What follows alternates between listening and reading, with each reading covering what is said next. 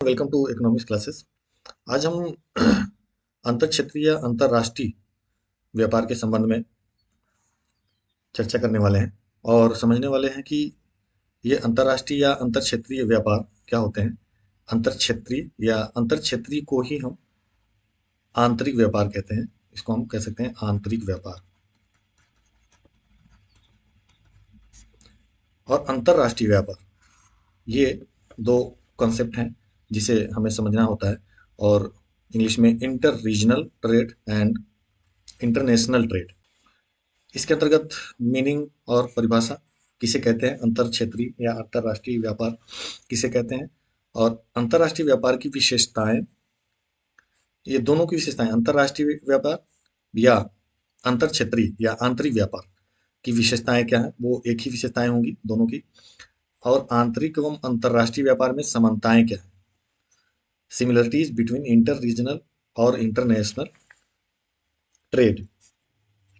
उसके बाद अंतर क्षेत्रीय और अंतर्राष्ट्रीय व्यापार के बीच अंतर क्या है, the differences between inter regional and international trade. आंतरिक व्यापार और अंतर्राष्ट्रीय व्यापार के बीच क्या अंतर है, क्या भिन्नताएं हैं, वो समझेंगे। और अंतर्राष्ट्रीय व्यापार के लाभ, एडवांटेज ऑफ इंटरनेशनल ट्रेड, और अंतर्राष्ट्रीय व्यापार के नुकसान, डिसएडवांटेज ऑफ इंटरनेशनल ट्रेड। तो ये चीजें हम इस सेगमेंट में समझने वाले हैं।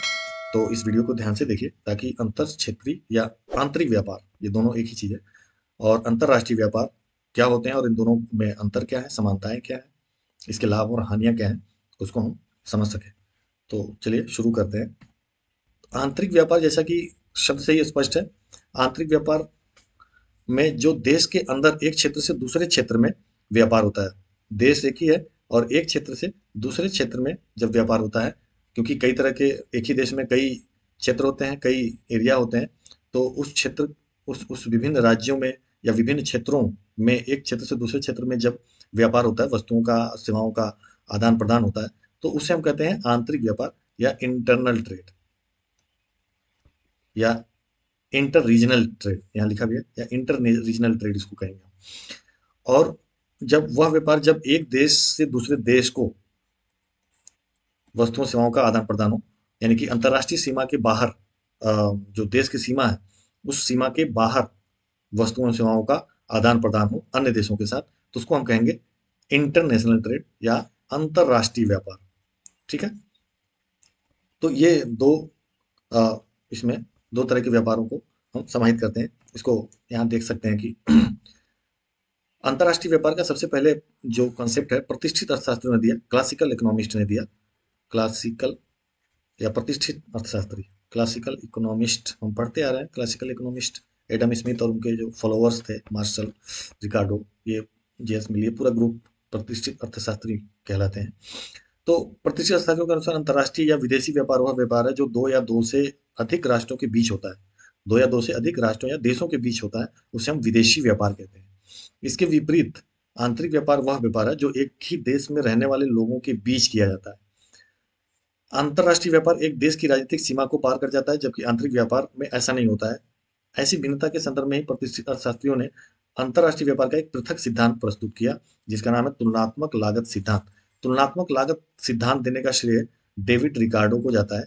डेविड रिकार्डो, डेविड रिकार्डो ने तुलनात्मक लागत का सिद्धांत दिया था, और ये 19वीं शताब्दी में दिया था, 1817 के आसपास में 19वीं शताब्दी में इन्होंने ये सिद्धांत दिया था। और अंतर्राष्ट्रीय व्यापार से संबंधित ही एक और सिद्धांत, प्रसिद्ध सिद्धांत है एडम स्मिथ का। एडम स्मिथ ने निरपेक्ष लाभ का सिद्धांत दिया था, या एब्सोल्यूट एब्सोल्यूट एडवांटेज थियरी, वो हम आगे पढ़ेंगे। एब्सोल्यूट एडवांटेज थियरी दिया था डेविड एडम स्मिथ ने, और डेविड रिकार्डो ने 19वीं शताब्दी में तुलनात्मक लागत का सिद्धांत दिया था। तो ये आंतरिक व्यापार और अंतर्राष्ट्रीय व्यापार का ये कॉन्सेप्ट है कि आंतरिक व्यापार वह होता है जब किसी एक ही देश के अंदर दो क्षेत्रों के बीच या दो राज्यों के बीच रहने वाले लोगों में वस्तुओं सेवाओं का आदान प्रदान होता है। एक क्षेत्र में उत्पादित वस्तुएं दूसरे क्षेत्र में भेजी जाती हैं और दूसरे क्षेत्र में उत्पादित वस्तुएं दूसरे क्षेत्र में भेजी जाती हैं। तो इस तरह के व्यापार को हम आंतरिक व्यापार या अंतर क्षेत्रीय व्यापार कहते हैं, जबकि दो राष्ट्रों या दो अलग देशों के बीच जब इस तरह का लेन देन होता है वस्तुओं सेवाओं का, तो उसको हम कहते हैं अंतरराष्ट्रीय व्यापार। इसके बाद आंतरिक और अंतरराष्ट्रीय व्यापार की विशेषताएं क्या है या इनमें समानताएं क्या है, ये दोनों चीजें एक ही होंगी यहाँ पे जो हम देंगे। वो विशेषताओं में भी जब विशेषताएं पूछे तो भी उसमें वही पॉइंट्स हम लिख सकते हैं, और आंतरिक और अंतरराष्ट्रीय व्यापार में जब समानताएं की का प्रश्न हो तो भी हम उन्हीं चीजों को रख सकते हैं। अभी हम नीचे देखेंगे कि क्या क्या है तो ज्यादा समझ में आ जाएगा। जैसे यहाँ है वस्तुओं और सेवाओं का विनिमय। जब व्यापार होता है दो क्षेत्रों, एक ही देश के अंदर दो राज्यों के बीच, दो क्षेत्रों के बीच व्यापार हो अथवा दो राष्ट्रों के बीच व्यापार हो, तो उसमें ये चीजें अनिवार्य रूप से पाई जाती हैं। पहला पॉइंट है वस्तुओं और सेवाओं का विनिमय, exchange of goods and services. जब व्यापार होता है तो उसमें व्यापार में क्या होता है, तो वस्तुओं और सेवाओं का आदान प्रदान होता है, लेन देन होता है। तो वस्तुओं और सेवाओं का विनिमय का मतलब ये नहीं कि वस्तु के बदले वस्तु हम देते हैं, वो विनिमय मुद्रा एक उसमें रोल निभाता है कि जब हम किसी दूसरे देश से ऐसी वस्तु लेते हैं जहाँ पे हमारा हमने जो वस्तु दिया है उसका मूल्य कम है। जैसे हमने मान लीजिए अमेरिका से 100 करोड़ रुपए का आयात किया, इंपोर्ट किया, और उसको 50 करोड़ रुपए का एक्सपोर्ट किया। तो इसका मतलब हम 50 करोड़ रुपए ज्यादा का इंपोर्ट किए हैं तो हमें उसको 50 करोड़ रुपए तो भुगतान करने होंगे। ठीक है, तो ये आदान प्रदान, इसी को आदान प्रदान कहते हैं। और कहीं कहीं होता है कि हम ज्यादा का कर देते हैं, दूसरे देश कम का करते हैं, तो उनको हम हमें उनसे प्राप्त होता है उसकी कीमत। तो इस तरह से वस्तुओं और सेवाओं का मेन उद्देश्य क्या होता है कि वस्तुओं और सेवाओं का कैसे हम एक दूसरे से आदान प्रदान करें, एक दूसरे से वस्तुएं और सेवाएं प्राप्त करें। तो दो देशों में वस्तुओं और सेवाओं का आदान प्रदान होता है, exchange of goods and services. अब नेक्स्ट है ऐच्छिक सौदा, ऑप्शनल ट्रांजैक्शन। दूसरी विशेषता है या दूसरा समानता है, अब वस्तुओं और सेवाओं का विनिमय दोनों मामलों में होता है। आंतरिक व्यापार यानी कि देश के अंदर जब दो क्षेत्रों या दो राज्यों के बीच होता है तो इसमें भी वस्तुओं और सेवाओं का ही विनिमय किया जाता है, एक क्षेत्र से दूसरे क्षेत्र में वस्तुओं और सेवाओं का आदान प्रदान होता है। और अंतरराष्ट्रीय स्तर पे भी एक देश से दूसरे देशों में वस्तुओं और सेवाओं का आदान प्रदान होता है। तो ये एक विशेषता भी है और समानता भी है, दोनों व्यापार में ये चीज पाया जाता है। ऐच्छिक सौदा होता है, इसमें दोनों पार्टी तैयार होती है वस्तुओं और सेवाओं का आदान प्रदान करने के लिए। हम किसी को ऐसा नहीं दबाव में लेकर के और हम कहें कि हमारे सामान को आप खरीदेंगे ही, तो ऐसा नहीं होता है। ऐच्छिक स्वतंत्र रूप से सौदा होता है, अर्थात दोनों को जरूरतें होती हैं। जो कोई कुछ सामान बना रहा है जो हमारे पास नहीं है तो हम उससे एक्सचेंज करते हैं। तो ये ऐच्छिक सौदा उसमें शामिल होता है। दोनों मामलों में, दोनों तरह के व्यापार में ऐच्छिक सौदा होता है। दोनों व्यापार में अ, इच्छा से अपने स्वतंत्र रूप से निर्णय लिए जाते हैं। दो पक्ष का होना जरूरी है, दोनों तरह के व्यापार में दो पक्षों का होना जरूरी है किसी भी व्यापार में, तभी हम ट्रेड कहेंगे और वस्तुओं सेवाओं का तभी आदान प्रदान हो पाएगा। विशिष्टीकरण, स्पेशलाइजेशन होता है व्यापार में, क्योंकि हम अ, हमारे पास जो वस्तु नहीं है, यानी कि जो वस्तु हम नहीं बना पा रहे हैं, नहीं तैयार कर पा रहे हैं, उस वस्तु को हम दूसरे से लेते हैं क्योंकि हमें भुगतान भी करना होता है। तो उस वस्तु को हम दूसरे से लेते हैं और जो हम बना लेते हैं, जिसमें हम कुशल होते हैं बनाने में जिन वस्तुओं को, हम उन वस्तुओं को उनको देते हैं। तो ये श्रम विभाजन के कारण विशिष्टीकरण की स्थिति होती है, और विशिष्टीकरण होने के कारण वस्तुएं अच्छी बनती हैं और अ, दूसरे देशों को, दूसरे लोगों को हमारी वस्तुएं पसंद आती हैं, तो इसलिए हम वस्तुओं का आदान प्रदान कर लेते हैं और उस वस्तु को बनाने में कुशल हो जाते हैं। लागत, जब हम किसी वस्तु को बनाने में कुशल हो जाते हैं, कोई भी देश या कोई भी राज्य किसी वस्तु को बनाने में कुशल हो जाता है, तो उसकी लागत, कॉस्ट निश्चित रूप से कम आती है। तो अंतरराष्ट्रीय व्यापार हो या आंतरिक व्यापार हो, दोनों मामलों में लागत न्यूनतम करना उद्देश्य होता है, मिनिमम करना उद्देश्य होता है, ताकि लोगों को ज्यादा से ज्यादा प्रॉफिट हो सके। दोनों पक्षों को लाभ होता है इससे, क्योंकि जो वस्तुएं हम नहीं बना पा रहे हैं, हम उसका उपभोग करने में सफल होते हैं, उसका उपभोग हम कर पाते हैं। और जैसे हम हमारे देश में क्रूड ऑयल, कच्चा तेल उत्पादन नहीं हो पाता है, तो हम लगभग 80% कच्चा तेल दूसरे देशों से अ, आयात करते हैं। तो जो सामान या जो वस्तु हम नहीं बना पा रहे हैं, उन वस्तुओं का भी हम उपभोग कर पाते हैं। तो इसलिए दोनों पक्षों का लाभ होता है। सामाजिक एवं राजनीतिक संबंध, दोनों पक्षों में सामाजिक एवं राजनीतिक संबंध डेवलप होते हैं, और सामाजिक एवं राजनीतिक संबंध डेवलप होने के कारण हम एक दूसरे के सहयोगी बन सकते हैं और एक दूसरे के देशों में आवागमन भी कर सकते हैं। तो ये कुछ 7 पॉइंट्स थे जो विशेषताओं में भी हम इसको लिख सकते हैं। और यदि आंतरिक और अंतर्राष्ट्रीय व्यापार में समानताएं क्या क्या हैं, तो उसमें भी ये सारे पॉइंट आएंगे, क्योंकि दोनों तरह के व्यापारों में ये सातों पॉइंट पाए जाते हैं। तो ये हम यहाँ पे देख सकते हैं। अब अंतर क्षेत्रीय और अंतर्राष्ट्रीय व्यापार में अंतर क्या क्या होते हैं, वो हम यहाँ पे समझेंगे। इसके पहले थोड़ा सा हम ये समझ लें कि अ, व्यापार की जरूरत क्यों पड़ी, ट्रेड करना क्यों जरूरी है, और क्यों ये किया जाता है, क्यों ये शुरू हुआ, ये थोड़ा सा समझ लेते हैं। तो ये बिल्कुल ऐसे ही है जैसे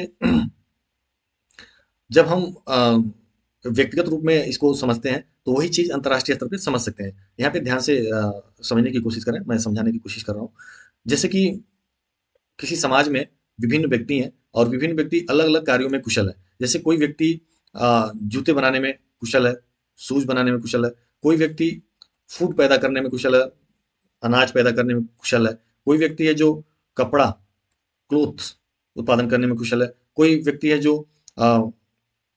एजुकेशन, शिक्षा देने में कुशल है, एजुकेशन देने में कुशल है। कोई व्यक्ति है कि जो किसी और कार्य में कुशल है, जैसे कह सकते हैं कि अ, मकान बनाने में कुशल है, घर बना रहा है। तो ये विभिन्न प्रकार के हैं। तो लोग हैं विभिन्न कार्यों में इन्वॉल्व होते हैं। कोई एक व्यक्ति, अब जूता बनाने वाला व्यक्ति सारा कुछ उत्पादन करना लगे, वो शिक्षा भी खुद ही लेने लगे, तो ये संभव नहीं है। शिक्षा भी खुद ही दे, फिर अनाज भी खुद ही पैदा करे, फिर कपड़ा भी खुद ही बनाए, फिर खुद ही घर भी बनाए, तो ये संभव नहीं है।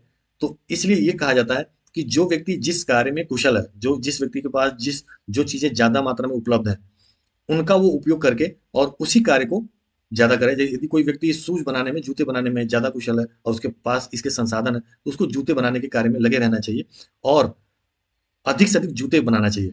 यानी कि इसी को कहते हैं विशिष्टीकरण या स्पेशलाइजेशन। तो ये श्रम विभाजन हो गया, सब लोग अलग अलग कार्य करेंगे, अपना अपना अलग अलग कार्य करते हैं जो जिसमें रुचि रखता है, और उस कार्य में इतना उत्पादन करते हैं कि उसमें विशिष्टीकरण प्राप्त हो जाता है, स्पेशलाइजेशन, विशिष्टीकरण प्राप्त हो जाता है। तो शूज बनाने वाला शूज केवल बनाए, और वो अपने लिए तो शूज बनाएगा ही, लेकिन इतना ज्यादा उत्पादन करे कि उस शूज को बेच बेच करके और ये सारे लोगों से एक्सचेंज कर ले, यानी कि ये सारे अपनी जरूरत के सामानों को खरीद ले।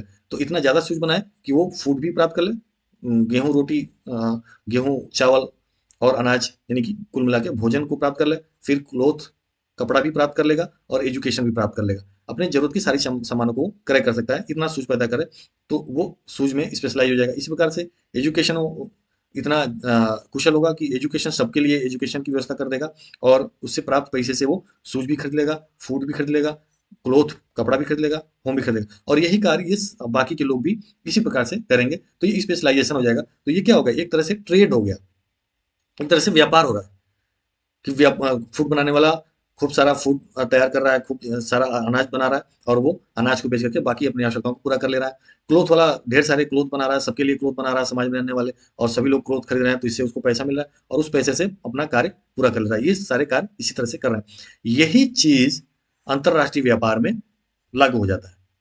विभिन्न देश खास तरह के उत्पादन में लगे रहते हैं। जैसे यदि अ, अमेरिका है, तो अमेरिका अपने संसाधनों को एक खास तरह के, यदि मान लें कि वाइन, शराब के उत्पादन में उसको विशिष्टीकरण प्राप्त है, तो वो शराब बनाने के उत्पादन में एडम स्मिथ ने जो कहा कि शराब बनाने के उत्पादन में लगना चाहिए। और यदि कोई देश है, जैसे इंडिया है, मान लें इंडिया है, तो इंडिया यदि गेहूं के उत्पादन में, वीट के उत्पादन में दक्ष है, कुशल है, तो उसको वीट का उत्पादन केवल करना चाहिए, और उसे वीट को अमेरिका से को दे करके और वहां से वाइन को इंपोर्ट कर सकता है, और वीट का एक्सपोर्ट कर सकता है। तो इस प्रकार से दोनों को लाभ होगा। और यदि अमेरिका वाइन और वीट दोनों उत्पादन करे, और इंडिया भी वाइन और वीट दोनों उत्पादन करने लगे, तो इससे दोनों को घाटा होगा, और कुल उत्पादन, विश्व का कुल उत्पादन क्या होगा, घट जाएगा। तो ये चीज इसमें जरूरी है कि कुल उत्पादन को बढ़ाया जाए, जैसे कि यहाँ पे सभी लोग अपने अपने विशिष्ट काम में विशेषज्ञता हासिल कर लेंगे, अपने विशेष काम खास काम में ज़्यादा ज़्यादा उत्पादन करेंगे और बाकी वस्तुओं को दूसरे से एक्सचेंज कर लेंगे। तो इससे क्या होगा, कुल उत्पादन, देश के अंदर कुल उत्पादन, टोटल प्रोडक्शन, या और सही भाषा में कहें तो टोटल सेटिस्फैक्शन, टोटल संतुष्टि, सेटिस्फैक्शन मैक्सिमम हो जाएगा। ठीक है, वही चीज यहाँ भी लागू होगा, टोटल आउटपुट अधिक हो जाएगा और इस तरह से दोनों देशों को लाभ होगा। जैसे यहाँ सभी व्यक्तियों को लाभ होगा, सभी व्यक्तियों को सभी वस्तुओं का और सेवाओं का फायदा मिलेगा, उसी तरह से यहाँ भी दोनों देशों को लाभ होगा और इसी तरह से अंतर्राष्ट्रीय व्यापार का विकास हुआ और अंतर्राष्ट्रीय व्यापार को स्वीकार किया जाने लगा, क्योंकि ये पाया गया कि अंतर्राष्ट्रीय व्यापार से देशों को लाभ हो रहा है और जो वस्तुएं और सेवाएं हमारे पास नहीं है, वो वस्तुएं और सेवाएं हमें उपभोग करने के लिए मिल जा रही हैं। तो अब हम यहाँ पे देखेंगे अंतर क्षेत्रीय और अंतर्राष्ट्रीय व्यापार के बीच अभी हमने समानता देखा। अब हम अंतर क्षेत्रीय या आंतरिक व्यापार और अंतर्राष्ट्रीय व्यापार के बीच क्या अंतर है, समानता देख लिया, अब अंतर को देखते हैं। अंतर में ये कुछ अंतर है। पहला है साधन संसाधनों की गतिहीनता। तो अंतर क्षेत्रीय और अंतर्राष्ट्रीय व्यापार के बीच ये पहला इंपॉर्टेंट जो पॉइंट है वो है फैक्टर इमोबिलाइजेशन, इमोबिलिटी, यानी कि साधन की गतिहीनता। जो साधन है वो अंतर क्षेत्रीय व्यापार में या आंतरिक व्यापार में तो गतिशील होते हैं, यानी कि देश के अंदर तो गतिशील होते हैं, एक स्थान से दूसरे स्थान पर चल जा सकते हैं, लेकिन अंतर्राष्ट्रीय व्यापार में यानी कि एक देश से दूसरे देश के बीच में आना जाना संभव नहीं है, गतिशील नहीं होते हैं, क्योंकि देश की सीमाएं हैं और अनेक समस्याएं हैं, वीजा है, अनेक तरह की प्रॉब्लम्स हैं, तो उस तरह से गतिशील नहीं है जिस तरह से देश के अंदर गतिशील होते हैं। देश के अंदर एक स्थान से दूसरे स्थान पर जाने में कोई उनको दिक्कत नहीं है, क्योंकि देश के अंदर एक समान नीति लागू होती है। तो ये पहला अंतर है, साधन की गतिहीनता होती है। सेकंड, प्राकृतिक संसाधनों में अंतर होता है। विभिन्न देशों के मध्य प्राकृतिक संसाधनों में अंतर होते हैं, जबकि देश के अंदर प्राकृतिक संसाधन लगभग एक ही तरह के पाए जाते हैं, ज्यादा अंतर नहीं होता है। किसी एक देश के अंदर एक ही तरह के लैंड होते हैं, एक ही तरह के जलवायु और नदियां होती हैं, तो इसलिए प्राकृतिक संसाधनों में जल जंगल जमीन जो है वो एक ही तरह का पाया जाता है लगभग। लेकिन यदि हम अब विभिन्न देशों की बात करें तो प्रत्येक देश में अलग अलग तरह के प्राकृतिक संसाधन होते हैं। जैसे जो अरब कंट्रीज हैं उसमें ऑयल ज़्यादा होता है, क्रूड ऑयल ज़्यादा होता है, जबकि कुछ देशों में जैसे हमारे देश में क्रूड ऑयल नहीं है, तो हम दूसरे देशों से ऑयल का इंपोर्ट करते हैं, आयात करते हैं। तो इसलिए व्यापार संभव हो पाता है। तो अंतर क्षेत्रीय और अंतर्राष्ट्रीय व्यापार में ये अंतर होता है। प्राकृतिक संसाधन एक अंतर्राष्ट्रीय आंतरिक व्यापार में प्राकृतिक संसाधन में ज्यादा अंतर नहीं होता है। देश के भीतर लगभग एक ही तरह के प्राकृतिक संसाधन पाए जाते हैं, जबकि अंतर्राष्ट्रीय व्यापार में अलग अलग प्राकृतिक संसाधन पाए जाते हैं। जैसे ऑस्ट्रेलिया में लैंड बहुत ज्यादा होगा, जबकि यूके में, यूनाइटेड किंगडम में लैंड कम होगा। तो इसलिए हम कहते हैं कि प्राकृतिक संसाधनों में अंतर पाए जाते हैं। नेक्स्ट है भौगोलिक एवं जलवायुगत अंतर होता है। भौगोलिक अंतर मैंने जैसे बताया कि ऑस्ट्रेलिया में ज़्यादा ऑस्ट्रेलिया में ज़्यादा लैंड होता है, यूके में कम लैंड होता है। इसी प्रकार से भौगोलिक भी अंतर होता है। कई जगहों पे पहाड़ी इलाके ज़्यादा होते हैं कुछ देशों में, जबकि कुछ देशों में पहाड़ी इलाके बिल्कुल नहीं होते हैं। जलवायुगत अंतर, कुछ देशों में बहुत ज़्यादा ठंड रहती है, कुछ देशों में बहुत ज़्यादा गर्म जलवायु पाया जाता है, तो वहाँ पे उसी तरह की वस्तुएं उगाई जाएंगी। जैसे यदि हम बात करें कि भारत में ज़्यादा गर्म जलवायु पाई जाती है, तो यहाँ पे गर्म जलवायु में उत्पादित होने वाले उत्पादन जैसे नारियल पानी और गेहूं का उत्पादन या और तरह के जो उत्पादन होते हैं, कह सकते हैं आम का उत्पादन यहाँ पे ज़्यादा होगा भारत में। जबकि दूसरे देशों में ठंड जलवायु होने के कारण वहाँ पे सेब का उत्पादन होगा या ठंड जलवायु में उत्पादित होने वाले वस्तुओं का ज़्यादा उत्पादन किया जाएगा। तो एक देश के अंदर तो भौगोलिक एवं जलवायु अंतर ज़्यादा नहीं होता है, लेकिन जब एक देश से दूसरे देश में जाते हैं तो अंतर्राष्ट्रीय व्यापार के अंतर्गत देखते हैं कि दूसरे देशों में, अलग अलग देशों में अलग अलग तरीके का भौगोलिक एवं जलवायु पाए जाते हैं, तो इसलिए व्यापार संभव होता है। तो ये आंतरिक व्यापार में भौगोलिक एवं जलवायु का अंतर नहीं पाया जाता है या बहुत कम पाया जाता है, जबकि अंतर्राष्ट्रीय व्यापार में बहुत ज़्यादा मात्रा में भौगोलिक एवं जलवायु अंतर पाए जाते हैं, जियोग्राफिकल एंड क्लाइमेट डिफरेंसेस पाए जाते हैं। विभिन्न बाजार, एक देश के अंदर आंतरिक व्यापार में बाजारों में ज़्यादा भिन्नता नहीं पाई जाती है और एक बाजार से दूसरे बाजारों में आराम से पहुंच सकते हैं, जबकि अंतर्राष्ट्रीय व्यापार में बाजारों में भिन्नता पाई जाती है। हम आसानी से दूसरे देशों के बाजार में नहीं पहुंच सकते हैं, तो ये बाजारों में भिन्नता पाई जाती है। दूसरा है माल की गतिशीलता, मोबिलिटी ऑफ गुड्स। माल की गतिशीलता एक आंतरिक व्यापार में या एक देश के अंदर माल की गतिशीलता में कोई ज़्यादा दिक्कत नहीं होती है, पूर्ण रूप से गतिशील होता है। लेकिन जब हम दूसरे देशों से एक देश से दूसरे देशों की बात करें, तो माल की गतिशीलता या वस्तुओं की गतिशीलता, वस्तु एवं सेवाओं की गतिशीलता नहीं होती है, कम पाई जाती है, उतनी नहीं पाई जाती है जिस तेजी से आंतरिक व्यापार में होती है। विभिन्न मुद्राएं, विभिन्न देशों की अपनी अपनी मुद्राएं होती हैं। जैसे जापान में जापान में येन होता है, ठीक है। और यूएसए में या अमेरिका में डॉलर होता है, ठीक है। भारत में रुपया होता है। और चीन में चीन में युआन होता है, ठीक है। तो ये तमाम देश हैं और प्रत्येक देश की अपनी, रूस में रूबल होता है, ठीक है। तो अनेक देशों के अपने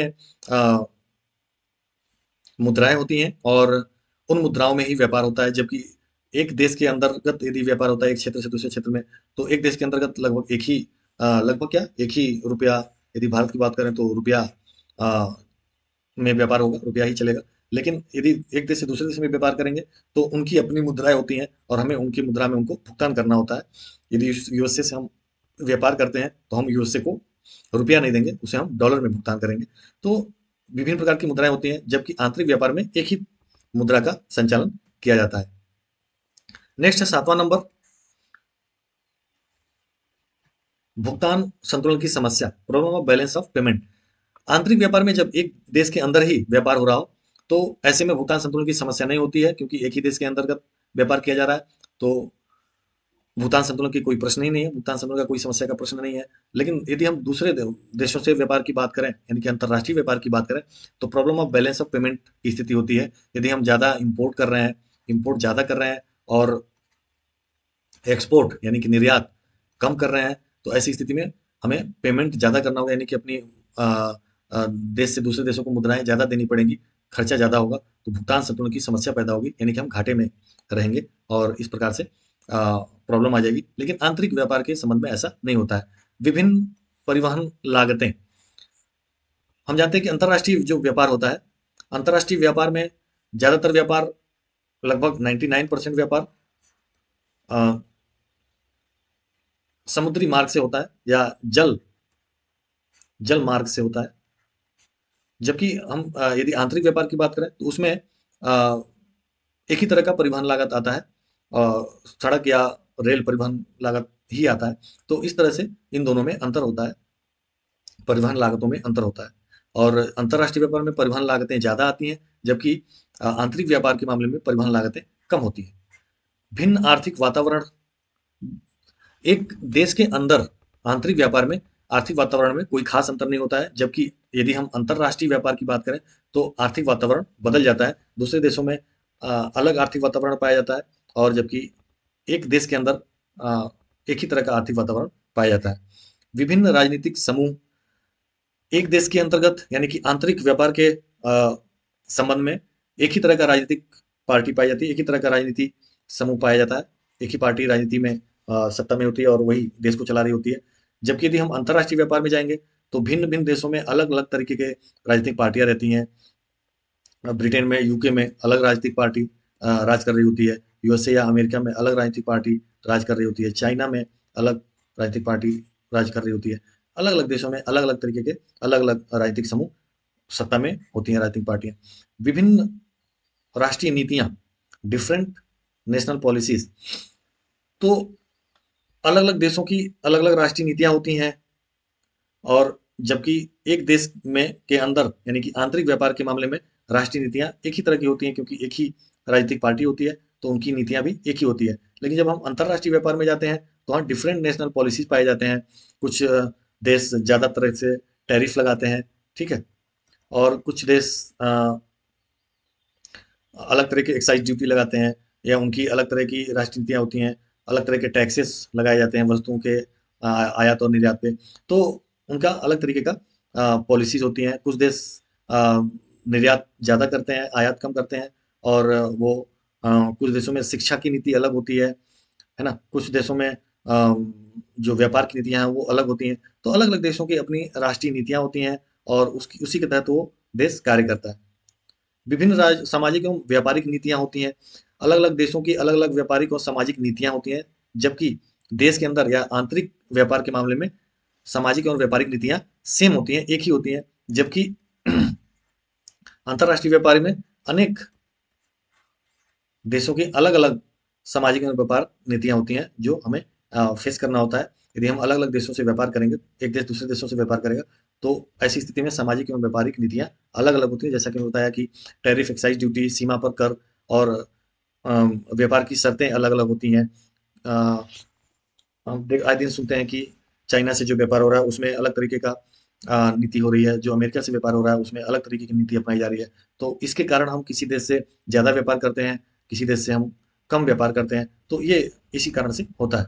जबकि आंतरिक व्यापार में ऐसा नहीं पाया जाता है। आंतरिक व्यापार में एक ही सब तरह का सामाजिक एवं व्यापारिक नीतियाँ एक ही तरह की होती हैं, क्योंकि वो एक ही देश के अंदर संचालित हो रही होती हैं। अंतर्राष्ट्रीय व्यापार की विशिष्ट समस्या, specific problems of international trade. अंतर्राष्ट्रीय व्यापार की एक विशिष्ट समस्या होती है। दूसरे देशों से हमें सामंजस्य बैठाना होता है। जबकि आंतरिक व्यापार में या देश के अंदर, एक ही देश के अंदर व्यापार होने में, इंटरनल ट्रेड में कोई एक ही तरह की समस्या होती है, कोई विशिष्ट समस्या नहीं होती है। लेकिन जब हम अंतर्राष्ट्रीय व्यापार में जाते हैं, तो वहाँ पे स्पेसिफिक समस्याएं पाई जाती हैं, विशिष्ट तरह की समस्याएं पाई जाती हैं, जिसमें उन देशों के लोगों के रहन सहन अलग होते हैं। उन अनेक देशों के लोगों के जो सोच है और वहाँ की पारंपरिक सोच है, वो अलग तरीके की होती हैं। वहाँ का पहनावा अलग तरीके का होता है। उनकी अलग तरह की, विशेष तरह की भाषा होती है, विशेष तरह की उनकी रहन सहन होता है। तो वो अलग तरीके की विशिष्ट समस्याएं पाई जाती हैं अंतर्राष्ट्रीय व्यापार में। तो ये थे 13 पॉइंट थे, जो बता रहे थे कि आंतरिक व्यापार और अंतर्राष्ट्रीय व्यापार में क्या क्या अंतर होता है। आंतरिक व्यापार और अंतर्राष्ट्रीय व्यापार में क्या क्या अंतर होते हैं। ये 13 पॉइंट हमने अभी देखा। अब आगे बढ़ते हैं और देखते हैं अंतर्राष्ट्रीय व्यापार के लाभ। क्यों अंतर्राष्ट्रीय व्यापार क्यों हो रहा है, और आजकल बहुत तेजी से अंतर्राष्ट्रीय व्यापार किया जा रहा है। और इसके लिए एक अंतर्राष्ट्रीय स्तर पे समझौता भी होता है, और प्रत्येक देश अंतर्राष्ट्रीय व्यापार में हिस्सेदारी कर रहा है, अपना रोल निभा रहा है, अपने को शामिल कर रहा है अंतर्राष्ट्रीय व्यापार में, अपने को लगा रहा है। वो चाह रहा है कि अंतर्राष्ट्रीय व्यापार हम भी करें, क्योंकि उससे लाभ हो रहा है। और जैसा कि हमने अभी बताया पिछले स्लाइड में, कि अंतर्राष्ट्रीय व्यापार क्यों लोग करना शुरू किए, और अंतर्राष्ट्रीय व्यापार कैसे शुरू हुआ, और उसको करने से लोगों को कैसे लाभ होता है, ये अभी हमने पिछले स्लाइड में बताया। और उससे लोगों के हितों को बढ़ावा मिलता है। तो वो चीज़ हम यहाँ पे अब देखने की कोशिश करेंगे।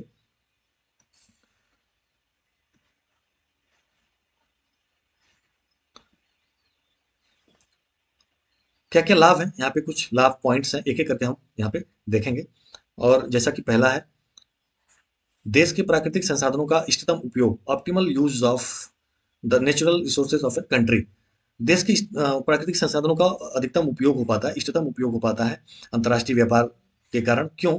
क्योंकि हम अधिक से अधिक उत्पादन करना चाहते हैं, और किसी एक क्षेत्र में विशिष्टता मिल जाता है। तो उसके लिए, जैसे हम यदि वीट या गेहूं के उत्पादन में हमें विशिष्टता प्रदान है, तो गेहूं के उत्पादन के में हम अ, अधिक से अधिक लैंड का उपयोग करेंगे, और उसमें अधिक से अधिक वीट का उत्पादन करेंगे, और इसको हम दूसरे देशों को भेज करके, इंपोर्ट करके, वहां से हम अपनी आवश्यकता की वस्तुओं का आयात कर सकते हैं। तो देश के प्राकृतिक संसाधनों का इष्टतम उपयोग हो पाता है। तो अलग अलग देशों में जो प्राकृतिक संसाधन है, कहीं कहीं पे क्रूड ऑयल, ठीक है, क्रूड ऑयल, कच्चा तेल ज्यादा होता है, क्रूड ऑयल ज्यादा होता है। तो वो उसी क्रूड ऑयल को ही के ही उत्पादन में, जैसे ओपेक कम जो देश हैं, ओपेक कहते हैं, जो oil production and exporting countries, OPEC जो देश हैं, जो अरब कंट्रीज हैं, वो क्रूड ऑयल का,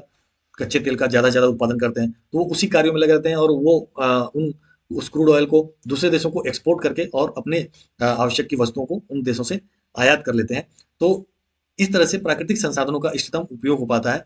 किसी देशों में जो भी प्राकृतिक संसाधन है, जैसे किन्हीं देशों में जंगल ज़्यादा है, पेड़ ज़्यादा है, तो वहाँ लकड़ी का उत्पादन ज़्यादा हो सकता है और लकड़ी से बने वस्तुओं का उत्पादन, मेज कुर्सी का उत्पादन ज़्यादा हो सकता है। तो उसी में वो उसको ज़्यादा अच्छे से करते हैं। और जैसे किसी देश में सेब का उत्पादन ज़्यादा होता है, तो वो सेब के उत्पादन में अपने को लगा देते हैं। किसी देशों में प्राकृतिक संसाधन यानी कि प्लास्टिक और अन्य संसाधन, लोहा ज़्यादा है, तो उसके उत्पादन करके और लोहे की वस्तुएं जैसे गाड़ी और अन्य लोहे के सामान बना करके उनका उत्पादन ज़्यादा करते हैं और दूसरे देशों को भेज करके और उनसे आयात निर्यात कर लेते हैं। तो प्रत्येक देश, जिन देशों में प्राकृतिक संसाधन जिस मात्रा में उपलब्ध है, उस प्राकृतिक संसाधन का उस वस्तु के बनाने में उपयोग करते हैं और इस प्रकार से प्राकृतिक संसाधनों का इष्टतम उपयोग हो पाता है। नेक्स्ट, विभिन्न प्रकार की वस्तुओं और सेवाओं का उपलब्धता हो जाता है। तो अंतर्राष्ट्रीय व्यापार का ये सबसे महत्वपूर्ण ये बिंदु है, availability of different types of goods and services. तो अनेक प्रकार के वस्तुओं सेवाओं का उपलब्धता हो जाता है। जो वस्तुएं हम नहीं बना पा सकते थे, वो वस्तु दूसरे देशों से हम आयात कर लेते हैं और उन वस्तुओं का भी हम आनंद उठाते हैं, उन सेवाओं का भी हम आनंद उठाते उठाते हैं जो हमारे देश में नहीं बन सकता था। और हम उन वस्तुओं को जो हम बना सकते हैं वो दूसरे देशों को भेज सकते हैं और दूसरे देश उन वस्तुओं का उपलब्ध कर सकता है और उन वस्तुओं का आनंद उठा सकता है। जैसे हम ऑयल नहीं बना सकते हैं, दूसरे देशों से ऑयल तो हम इंपोर्ट कर लेते हैं और हम गाड़ियों में उन तेल का उपयोग करके और उसका गाड़ियों में बैठकर आनंद ले सकते हैं। तो इस तरह से जो वस्तुएं हम उत्पादन नहीं कर सकते हैं, वो वस्तुएं हमें उपलब्ध हो जाती हैं और उसका हम आनंद उठाते हैं। और नेक्स्ट लाभ ये होता है कि श्रम विभाजन और विशिष्टीकरण, division of labour and specialisation. अभी हमने बताया कि जो व्यक्ति जिस उत्पादन में कुशल होता है उसी वस्तु को उसे बनाना चाहिए, इससे उसको लाभ होता है और वह दूसरे वस्तु का आयात कर सकता है। तो इस प्रकार से देशों के मामले में होता है, जो देश एक देश किसी खास वस्तु को बनाने में स्पेशलाइज्ड है, कुशल है, तो उस वस्तु को बनाता है और इससे जो दूसरे वस्तुएं, उसको जरूरत की वस्तुएं हैं, वो दूसरे देशों से एक्सचेंज कर लेता है, अदला बदली कर लेता है, अपने वस्तुओं को ज्यादा मात्रा में उत्पादन करके और दूसरे देशों को भेज करके अपने जरूरत की वस्तुओं को आयात कर लेता है। जैसे हमने ऑयल का उदाहरण दिया अभी, हम ऑयल का आयात कर लेते हैं और हम उनकी जरूरत की वस्तुओं को, जैसे यहाँ से खाद्यान्न है, फूड है, वो हम उनको भेज करके और अदला बदली कर लेते हैं, तो हमें सभी वस्तुओं की उपलब्धता हो जाती है। और स्पेशलाइजेशन हो जाता है, विशिष्टीकरण हो जाता है। विशिष्टीकरण से क्या होता है, आउटपुट बढ़ता है, उत्पादन बढ़ता है और ज्यादा से ज्यादा उत्पादन होता है। ज्यादा ज्यादा जितना ही ज्यादा हम उत्पादन करेंगे उतना ही ज्यादा हम दूसरे देशों को एक्सपोर्ट कर पाएंगे, निर्यात कर पाएंगे, और एक्सपोर्ट करेंगे तो उतनी ही वस्तुओं का हम इंपोर्ट भी कर लेंगे, क्योंकि हमारे पास पैसा ज्यादा हो जाएगा तो हम ज्यादा ज्यादा वस्तुओं का इंपोर्ट कर लेंगे और हम अधिक से अधिक उपभोग कर पाएंगे।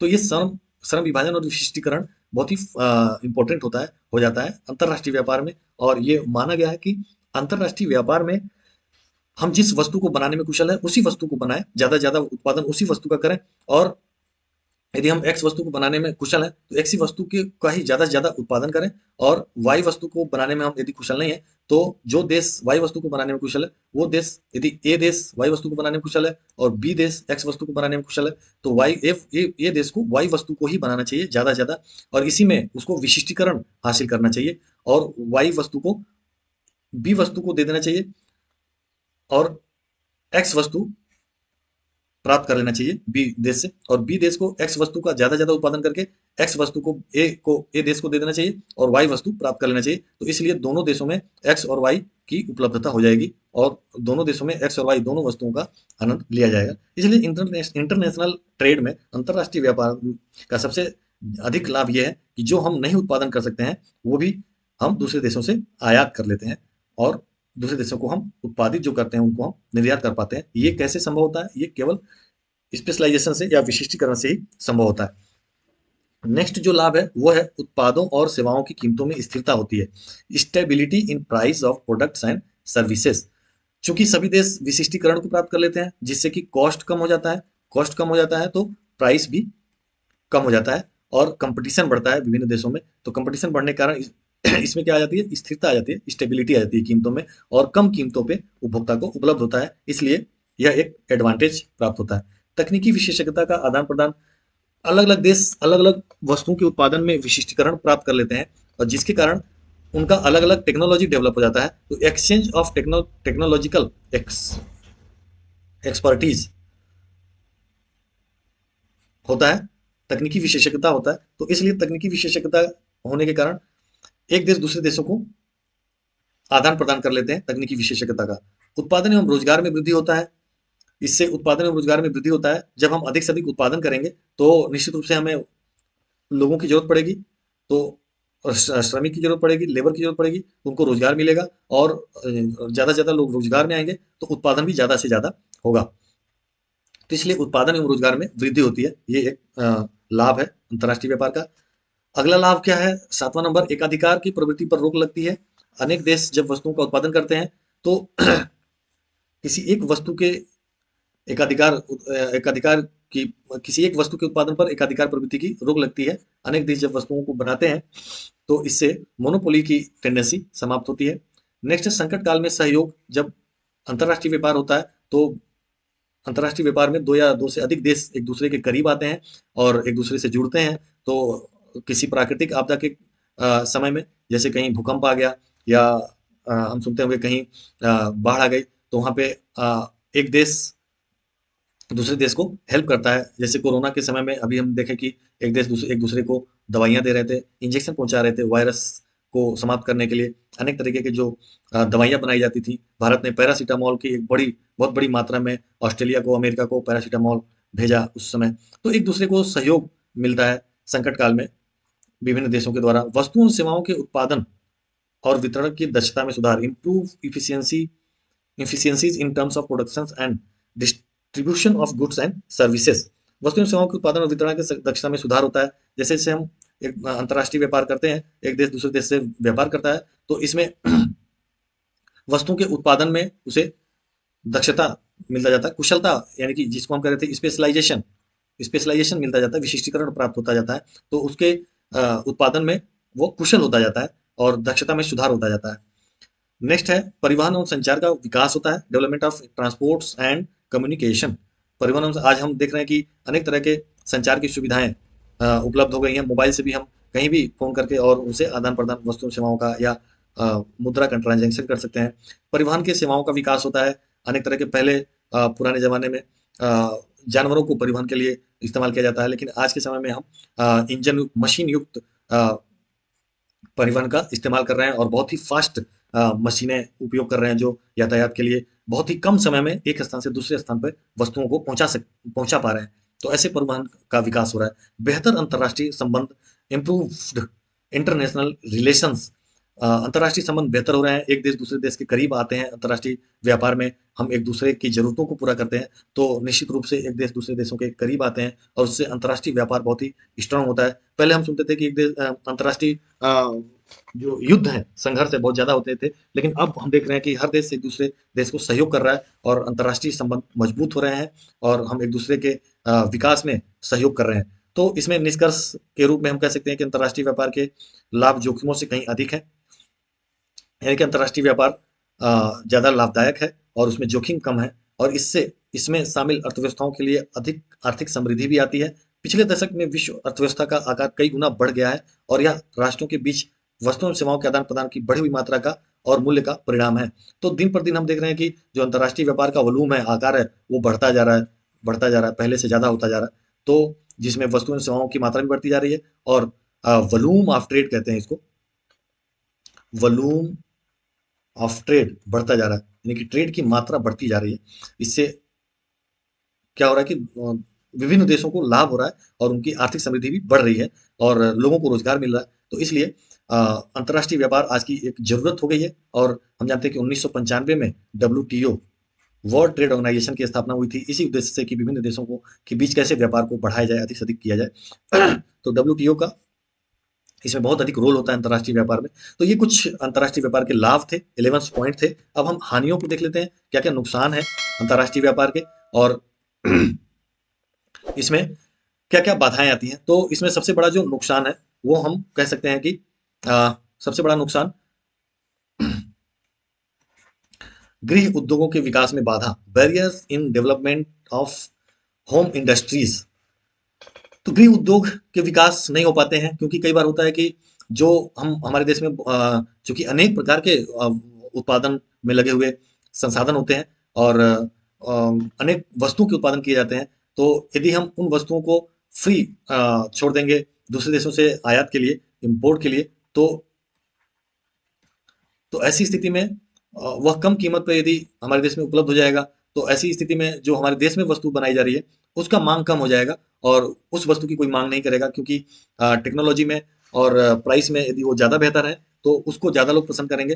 तो ऐसी स्थिति में उस वस्तु का उत्पादन बंद होने लगेगा और जो देश में उत्पादन में लगे हुए उद्योग थे और उसमें लगे हुए रोजगार में लगे हुए लोग थे वो बेरोजगार हो जाएंगे। तो ये एक नुकसान होता है कि जैसे चाइना की जो वस्तुएं हैं, खिलौने हैं और जो जो प्लास्टिक की वस्तुएं हैं, जो टेक्नोलॉजीज हैं, मोबाइल्स हैं, वो ज़्यादा लोगों को पसंद आ रहा है क्योंकि वो कम कीमत पे ज़्यादा फीचर्स देते हैं। तो जो देश के अंदर उसी वस्तु को बनाने में उद्योग लगे हुए हैं, वो उद्योग बंद होने लगते हैं और उनका विकास नहीं हो पाता है। तो ये एक बड़ा नुकसान होता है कि देश के अंदर के उद्योगों का विकास रुक जाता है।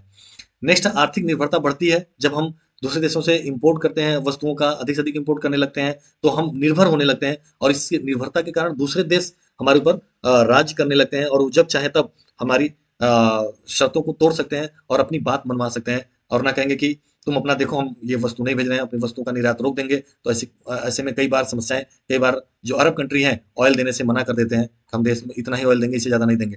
तो ऐसी स्थिति में क्या होता है कि देश में संकट की स्थिति पैदा हो जाती है कई बार, तो ये निर्भरता के कारण, और ब्लैकमेल की स्थिति पैदा हो जाती है। राजनीतिक निर्भरता, पॉलिटिकल डिपेंडेंसी भी बढ़ जाती है। राजनीतिक निर्भरता बढ़ने के कारण राजनीतिक गुलामी भी बढ़ जाती है। दूसरे देश, जो कमजोर देश होते हैं, जो ज़्यादा से ज़्यादा दूसरे देशों के वस्तुओं सेवाओं पर निर्भर होते जाते हैं, तो ऐसी स्थिति में हम उत्पादन नहीं करेंगे तो दूसरे देश हमारे ऊपर राजनीतिक गुलामी कराने लगेंगे। अर्थात वो अपने देश में तमाम तरह के अपने नियमों को लागू करवाएंगे, अपने शर्तों को लागू करवाएंगे। नहीं तो कहेंगे कि हम ये हमारी बात मान लो, नहीं तो हम ये वस्तु आपको नहीं देंगे, देने वाले हैं। तो इस तरह की चीजें बढ़ती हैं और देश की सीमाएं भी असुरक्षित होने लगती हैं। तो राजनीतिक निर्भरता खतरनाक हो जाती है। प्राकृतिक संसाधनों का दुरुपयोग हो जाता है, क्योंकि जब इंटरनेशनल ट्रेड अपने चरम पे होने लगता है तो हर देश चाहता है कि हम ज्यादा से ज्यादा उत्पादन करें, हम ज्यादा से ज्यादा प्राकृतिक संसाधनों का उपयोग करें। तो ऐसी स्थिति में भयंकर प्रतियोगिता शुरू हो जाता है और भयंकर प्रतियोगिता की स्थिति में प्राकृतिक संसाधनों का दुरुपयोग होना जाता है, या कह सकते हैं कि ओवर यूटिलाइजेशन, ओवर यूटिलाइजेशन होने लगता है। ऐसी स्थिति में अनेक प्रकार के जब तब प्राकृतिक आपदाएं आती हैं, बाढ़, भूकंप या ग्लोबल वार्मिंग शुरू हो जाता है। तो ये सब चीजें नुकसान के रूप में, अंतर्राष्ट्रीय व्यापार के नुकसान के रूप में हमारे सामने आती हैं। हानिकारक वस्तुओं का आयात होने लगता है। कई बार जब आयात होता है तो अ, हम दूसरे देशों के करीब आते हैं और फिर वहां से अनेक ऐसी वस्तुएं होती है जो हानिकारक होती है हमारे लिए, जैसे या सिगरेट हो गया, ठीक है, सिगरेट या शराब हो गया, या और अनेक गुटखा और अनेक वस्तुएं ऐसी होती हैं जो हानिकारक हैं हमारे लिए। उन वस्तुओं का आयात शुरू हो जाता है दूसरे देशों से। मुद्रास्फीति, इन्फ्लेशन बढ़ता है, क्योंकि उपभोगवाद, अधिक से अधिक वस्तुएं एवं सेवाएं पैदा की जाती हैं, जिससे उपभोगवाद, कंजप्शन, हाई मास कंजम्पशन की स्थिति आती है। और हाई मास कंजम्पशन में वस्तुओं की कीमतें बहुत तेजी से बढ़ती हैं, जिससे इन्फ्लेशन होता है और इन्फ्लेशन होने के कारण कीमतें बढ़ती हैं और जो आम लोग हैं उनको बहुत प्रॉब्लम होता है।